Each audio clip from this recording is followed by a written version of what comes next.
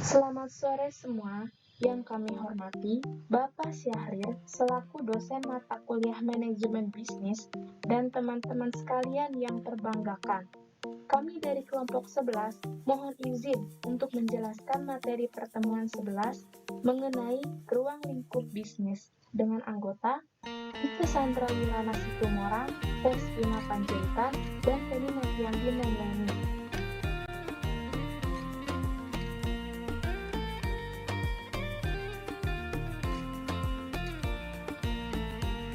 A. Perkembangan bisnis. Para pengusaha mengelola bisnis dengan mengikut zamannya. Dari tradisional sampai sekarang menggunakan sistem otomatisasi yang canggih. Awam disebut dengan teknologi. Proses perubahan dengan mengikuti zaman ini disebut dengan evolusi bisnis.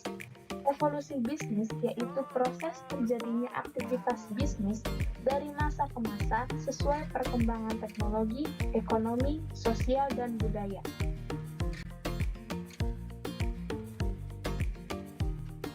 Selanjutnya, tahap evolusi bisnis. Tahap evolusi bisnis ada 7.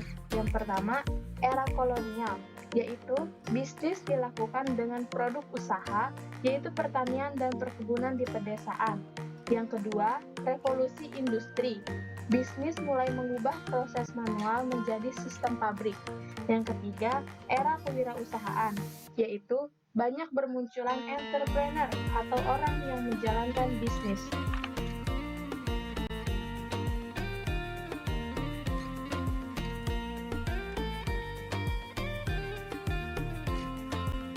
Yang keempat, era produksi, yaitu fokus produksi melalui spesialisasi tugas dan peningkatan produktivitas. Arti spesialisasi tugas yaitu pembagian kerja berdasarkan keahlian dan keterampilan khusus agar tidak terjadi pemborongan tugas. Sedangkan arti peningkatan produktivitas yaitu kegiatan menyebarkan informasi program produktivitas dalam upaya peningkatan produktif yang berarti berubah jadi lebih baik dari sebelumnya. Yang kelima, era pemasaran, yaitu berkembangnya konsep pemasaran yang didasari atas permintaan pelanggan dan perusahaan pun menyediakannya. Yang keenam, era global, yaitu kemudahan penyebaran usaha karena kemajuan teknologi. Yang ketujuh, era informasi, artinya makin berkembangnya perdagangan oleh internet. B. Pengertian bisnis. Bisnis berasal dari bahasa Inggris, business, yang berarti aktif dari berbagai institusi yang menghasilkan barang dan jasa. Menurut Musselman dan Jackson, bisnis adalah suatu aktivitas untuk memenuhi kebutuhan dan keinginan ekonomis masyarakat dan perusahaan diorganisasikan untuk terlibat dalam aktivitas tersebut. Bisnis meliputi kegiatan menyalurkan barang melalui saluran produktif dari membeli bahan mentah sampai menjual barang jadi. Bisnis meliputi perdagangan, pengangkutan, penyimpanan, pembelanjaan. Orang yang menjalankan bisnis disebut entrepreneur.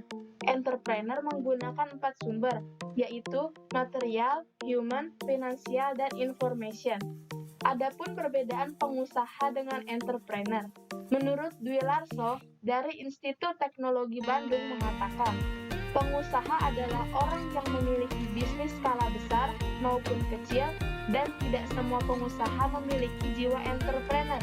Pengusaha berfokus mendapatkan keuntungan. Sedangkan entrepreneur adalah orang yang memiliki jiwa pengusaha dan memanfaatkan peluang dari setiap bisnis untuk menjalani dan bertahan pada usahanya. Entrepreneur fokus mengembangkan produk atau jasa yang akan ditawarkan. Adapun unsur penting dalam bisnis, yang pertama, segala aktivitas, artinya berbagai aktivitas yang berkaitan dengan kegiatan bisnis seperti produksi, distribusi, dan konsumsi. Yang kedua, institusi atau badan lembaga, yaitu faktor untuk produksi terdiri dari tanah, tenaga kerja, dan model. Yang ketiga, menghasilkan barang dan jasa, yang artinya hasil output dari institusi berupa barang berwujud. Yang keempat, diperlukan untuk kehidupan masyarakat, yaitu memiliki manfaat bagi kehidupan masyarakat melalui berbagai jenis barang yang dihasilkan.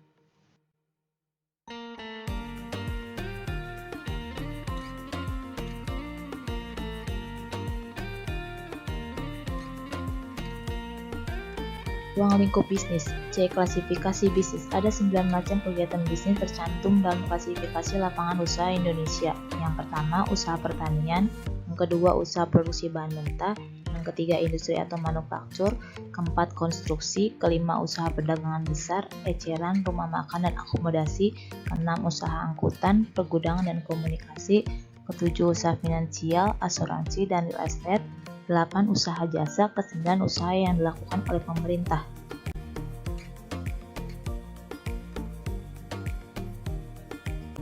D. Tujuan bisnis. Tujuan organisasi bisnis pada dasarnya dapat meliputi: yang pertama, menghasilkan barang dan jasa secara efisien berbasis pemenuhan kepuasan konsumen. Yang kedua, menciptakan kinerja yang menguntungkan perusahaan melalui aktivitas yang dapat menciptakan nilai bagi perusahaan. Yang ketiga, melindungi kesehatan dan kesejahteraan karyawan. 4. Melatih menjadi warga masyarakat yang baik dalam kaitannya dengan bertetangga. Kelima, mendukung pelaksanaan hukum dan pemerintahan. Keenam, menyediakan pertumbuhan yang sehat bagi perusahaan dan memperoleh perusahaan yang sehat pula. Ketujuh, menjaga kualitas lingkungan operasi dan program kemasyarakatan. Ruang lingkup bisnis. Organisasi bisnis mempunyai tanggung jawab terhadap masyarakat. Menurut E.B. Carroll, ada 4 tanggung jawab perusahaan kepada masyarakat. Yang pertama, tanggung jawab ekonomi. Yang kedua, tanggung jawab hukum. Yang ketiga, tanggung jawab etika. Dan keempat, tanggung jawab kebijakan. Lingkungan bisnis. Kegiatan bisnis merupakan sistem yang terkait dengan lingkungan sekitarnya. Organisasi berada dalam sebuah lingkungan. Lingkungan dapat menjadi pendukung maupun menghambat organisasi. Ada 2 lingkungan yang berpengaruh terhadap aktivitas bisnis, yaitu lingkungan kerja dan lingkungan sosial.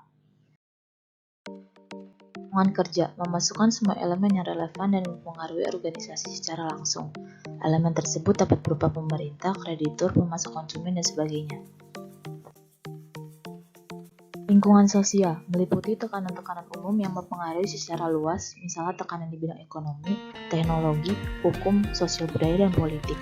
Organisasi bisnis berada dalam suatu lingkungan bisnis yang mempengaruhi aktivitas bisnisnya, terdiri atas lingkungan ekonomi, teknologi, hukum, sosial budaya, dan politik.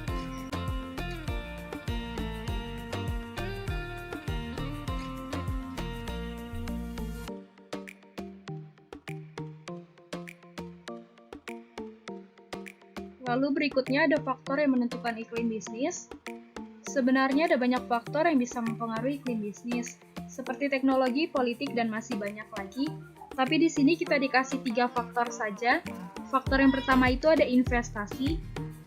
Investasi sendiri itu di sini berarti penggunaan sumber-sumber untuk menciptakan modal baru yang diberikan oleh sang pemberi modal, yang juga pasti mencari keuntungan dengan menanamkan modalnya, dengan berharap akan menjadi bertambah banyak. Yang kedua itu ada tabungan. Semakin banyak tabungan itu berarti semakin memudahkan kita dalam menutupi suatu pengeluaran. Tabungan juga menjadi sumber untuk investasi modal di masa mendatang. Contoh nyatanya adalah apabila adanya keteraturan seseorang atau kelompok orang terhadap tabungan, maka iklim bisnis tersebut dapat diramalkan bagaimana keadaannya ke depan. Dan faktor yang ketiga itu ada pemerintah. Pemerintah sangat berpengaruh dalam iklim bisnis di Indonesia. Pemerintah sendiri berperan sebagai pengelola sistem bisnis yang ada di negara ini melalui kebijakan fiskal dan kebijakan moneter. Definisi kebijaksanaan fiskal adalah kebijakan keuangan yang dikeluarkan negara untuk mempengaruhi perekonomian menggunakan pengeluaran, pendapatan, dan perpajakan. Sedangkan kebijakan moneter sendiri ini sangat berkaitan dengan pengelolaan suplai uang untuk meningkatkan atau menurunkan permintaan. Lalu berikutnya ada bagian G, problema bisnis yang dihadapi saat ini. Masalah ekonomi bisnis itu adalah masalah yang lekat kaitannya dengan kehidupan sehari-hari seperti jual beli, tawar-menawar, dan ekspor-impor. Berikut ada 3 persoalan yang selalu mendapat perhatian dari pemerintah atau masyarakat. Yang pertama itu ada inflasi, yang kedua ada produktivitas, dan yang ketiga itu ada pengangguran. Yang pertama itu ada inflasi. Inflasi adalah suatu kenaikan harga barang dan jasa secara umum atau global. Ini biasanya terjadi dalam jangka waktu yang cukup lama atau secara terus-menerus dalam suatu perekonomian. Inflasi harus segera diatasi bila laju inflasinya itu tinggi, karena inflasi yang tinggi menyebabkan daya beli masyarakat terhadap barang dan jasa menjadi turun. Kasus inflasi yang pernah terjadi di Indonesia itu pada saat tahun 1965, di mana laju inflasinya itu sebesar 650% dari tahun sebelumnya, yang berarti harga-harga naik lebih dari 6 kali lipat dari sebelumnya. Yang kedua itu ada produktivitas. Produktivitas adalah keluaran barang dan jasa per unit tenaga kerja. Untuk meningkatkan produktivitas, masyarakat tidak cukup hanya dengan bekerja keras, tetapi juga memerlukan peralatan dan metode kerja yang lebih baik. Dan yang ketiga itu ada pengangguran. Pengangguran adalah istilah untuk orang yang tidak bekerja sama sekali, orang yang sedang mencari kerja, atau seseorang yang sedang berusaha mendapatkan pekerjaan yang lebih layak. Pengangguran itu umumnya terjadi karena jumlah para pencari kerja itu tidak sebanding terhadap jumlah lapangan kerja yang tersedia. Pengangguran seringkali menjadi masalah dalam suatu perekonomian karena dengan adanya pengangguran, produktivitas dan pendapatan itu akan berkurang dan menyebabkan timbulnya kemiskinan dan masalah-masalah sosial lainnya. Selanjutnya ada sistem perekonomian.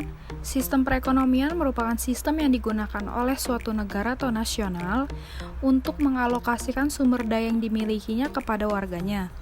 Di dunia terdapat beberapa sistem ekonomi, yaitu sistem ekonomi terencana, ekonomi pasar, sosialis ekonomis, dan sistem ekonomi komunis. Sistem perekonomian yang pertama itu ada sistem ekonomi terencana. Sistem ekonomi terencana merupakan sebuah sistem perekonomian yang memberikan hak kepada pemerintah untuk mengatur faktor-faktor produksi dan alokasi hasil produksi. Ada 2 bentuk utama perekonomian terencana, yaitu komunis dan sosialis. Yang kedua itu ada sistem ekonomi pasar. Definisi sistem ekonomi pasar adalah sistem ekonomi yang dimana kegiatan produksi, konsumsi, dan distribusinya dilakukan oleh pihak swasta atau individu dengan memperhatikan keseimbangan permintaan dan penawarannya.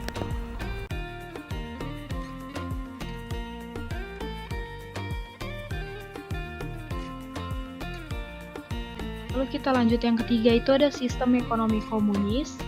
Sistem ekonomi komunis merupakan sistem ekonomi yang semua unsur perekonomian di dalamnya diatur dan disediakan oleh negara atau pemerintah. Dalam sistem ini, semua masyarakatnya tidak diperbolehkan memiliki kekayaan pribadi. Adapun ciri-ciri dari sistem ekonomi komunis ini, yang pertama, segala hal yang berkaitan dengan sistem ekonomi ini harus dilakukan bersama-sama. Tidak diperbolehkan adanya perusahaan swasta, karena semua instansi adalah milik pemerintah. Yang kedua, semua sumber daya ekonomi merupakan milik negara. Yang ketiga, semua keputusan mengenai harga, jenis, dan jumlah barang diatur oleh negara. Lalu kita ke yang 4, sistem ekonomi sosialis. Berbeda dengan sistem ekonomi komunis, sistem ekonomi ini hanya beberapa sumber daya dan pengalokasiannya diselenggarakan oleh pemerintah sebagai perwakilan negara atau mewakili negara. Norwegia, Denmark, dan Swedia menjadi contoh negara yang menerapkan sebagian dari sistem ekonomi sosialis ini. Lalu yang terakhir itu ada sistem ekonomi kapitalis. Dalam sistem ekonomi ini, sistem ekonomi pasar digunakan sebagai basis untuk mencapai laba maksimum. Sistem ini memiliki kaitan erat dengan pasar bebas, permintaan penawaran, tarif, dan banyak lainnya. Contoh negara-negara yang menerapkan sistem ini adalah Hong Kong, Singapura, Swiss, Estonia, Kanada, dan lainnya.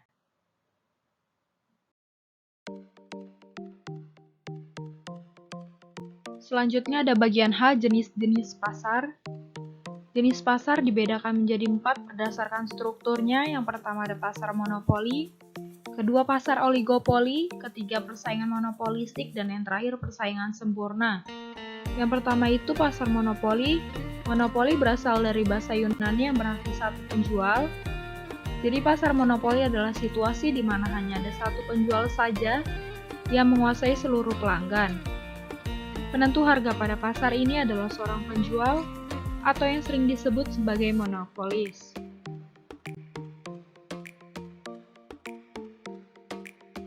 Kedua ini ada pasar oligopoli. Pasar oligopoli ini hampir mirip dengan pasar monopoli yang sebelumnya. Namun perbedaannya hanya terletak dari seberapa banyak perusahaan yang menjual produk yang sama. Kalau monopoli tadi hanya ada satu perusahaan saja, di oligopoli ini ada banyak perusahaan yang menjual satu jenis produk yang serupa. Contoh pasar oligopoli ini dapat ditemukan pada perusahaan mobil, perusahaan motor, perusahaan semen, industri handphone, industri laptop, dan lain-lain. Ketiga ini ada pasar persaingan monopolistik. Pasar persaingan monopolistik adalah sebuah bentuk pasar di mana ada banyak produsen yang berkompetisi dengan produk yang hampir serupa namun memiliki perbedaan. Perbedaannya ini biasanya terdapat pada merek, corak, aroma, warna, dan kemasan. Perbedaan ini menjadi ciri khas produk yang dijual oleh masing-masing produsen. Contoh dari pasar monopolistik ini adalah minimarket. Adapun ciri-cirinya, yang pertama terdapat banyak penjual, yang kedua barangnya berbeda corak, yang ketiga persaingan promosi penjualan sangat aktif. Terakhir ada pasar persaingan sempurna. Pasar persaingan sempurna merupakan sebuah situasi di mana penjual dan pembeli bertemu dan melakukan transaksi secara langsung. Dengan kata lain, kita berada di sebuah tempat di mana ada banyak pedagang dengan jenis jualan serupa, sehingga kamu tidak bisa menaikkan harga seenaknya karena sudah ada kesepakatan sebelumnya. Contoh dari pasar persaingan sempurna ini adalah pasar tradisional. Ciri-ciri dari pasar persaingan sempurna yang pertama, jumlah penjual dan pembeli banyak. Yang kedua, barang yang dijual sejenis, serupa, dan mirip satu sama lain. Yang ketiga, penjual bersifat sebagai pengambil harga dengan memperhatikan penawaran dan permintaan.